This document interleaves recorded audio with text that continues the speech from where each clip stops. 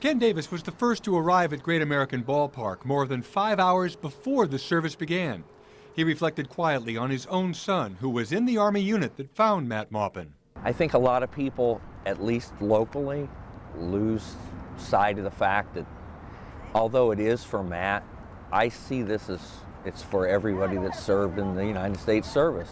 Charmaine Butchie came from Norwood because she says Matt is a hero. I don't think anybody will ever forget him. Dozens of people turned into hundreds by the time the gates opened at 11 a.m. The mood was subdued since the Red Stadium had become a church. I wanted to personally let them know that we care, and we know that their son gave the ultimate sacrifice. The service was emotional but uplifting. Mourners included young and old, active duty and retired military personnel, plus families with troops now overseas. Dignitaries included former U.S. Congressman Rob Portman, whose district included Matt's home. It's a difficult day for the family and for all of us, but Matt Maupin did not die in vain. You know, the guy brought out the best in his community, Claremont County, the Tri-State region, even the country. The service lasted just over an hour. The memories of Matt, and the Maupin family will remain in thoughts and prayers indefinitely. There was times, when you wanted to cry like a baby, but at the same time, you just wanted to celebrate that there's closure to the Matt Maupin story. I just think he is the symbol of all of those who have given their lives in every war for all of us to be free. Michelle Aders followed the story of Matt Maupin for 4 years. Today, she stood before her hero.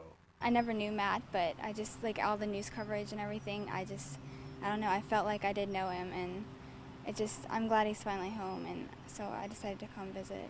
Aders was far from alone. After Maupin was laid to rest, a steady stream either drove or stood before their hero too, among them Mike Magliano. When he was missing, there was a part of us felt we were missing, and when he came back home, we just wanted to pay our respects and visit Matt, and we're glad that he is back home.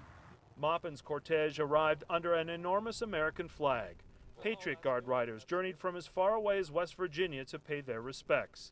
And for Maupin's parents, Carolyn and Keith, an agonizing journey was at an end, with a new journey in front of them. Members of Maupin's company placed their fallen comrade on a horse-drawn caisson, an honor reserved for a few. I was in the lead truck as gunner for the convoy commander. Staff Sergeant Terry Blankenship remembers that day well. We were doing a lot of firing, back, just cutting down, firing people up. Couldn't see anybody all the time, but we saw where the flash was coming. And then it just became survival, getting everybody in, getting everybody that we could get all in there and get safe. That was it. Then we found out that we were missing soldiers. He says he never gave up hope. I never did. One way or another, we're going to find him, whether alive or dead. Hoping for live, but we found him anyway. Right.